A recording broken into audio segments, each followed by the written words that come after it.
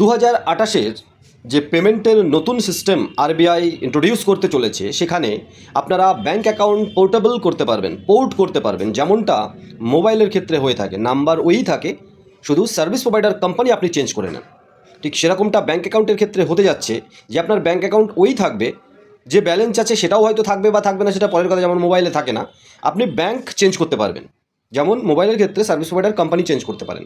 হ্যাঁ, নতুন company service provider কোম্পানিতে যখন আপনি শিফট হন মোবাইলের ক্ষেত্রে 2-4 দিন কানেকশন থাকবে না, হয়তো আধা দিন কানেকশন থাকবে না। নতুন কোম্পানিতেও আপনাকে কিন্তু ডকুমেন্টস সাবমিট করতে হয়, এক্ষেত্রেও নতুন ব্যাঙ্কে গিয়ে করতে হবে, কিন্তু ব্যাঙ্ক অ্যাকাউন্ট পোর্ট করতে হবে, বন্ধ করতে হবে না। অনেক ক্ষেত্রে কী হয়, আপনার কোনো একটা ব্যাঙ্কের সাথে পড়ছে না, যে কোনো কারণে কোনো সার্ভিস ভালো লাগছে না, আপনাকে ব্যাঙ্ক অ্যাকাউন্ট সেটা হয় বন্ধ করতে হয়, আর নাহলে চালানো আর চালান না। এক্ষেত্রে কী হবে, আপনি সেই ব্যাঙ্ক অ্যাকাউন্টে রাখতে পারবেন, কোনো ব্যাঙ্কের সাথে আপনার জমছে না, তার সার্ভিস ভালো লাগছে না, আপনি সেই ব্যাঙ্ক অ্যাকাউন্ট রেখেই অন্য কোনো ব্যাঙ্কে পোর্ট করতে পারবেন। তার জন্য সিস্টেম কিন্তু RBI, reserve bank of India, ব্যাঙ্কগুলোকে বলে দিয়েছে, এবং 2028 আসতে আসতে আপনারা এগুলো বা তার আগেই হয়তো পেয়ে যাবেন সিস্টেমটা। মোবাইল নাম্বারের মতো ব্যাঙ্ক অ্যাকাউন্ট পোর্টেবিলিটি আসলে আপনার কতটা সুবিধা অসুবিধা হয় বা এর কি সাইড এফেক্ট থাকতে পারে সে সম্পর্কে কমেন্ট সেকশনে বলবেন, প্রয়োজন আমরা সে নিয়ে আবার ভিডিও নিয়ে আসবো।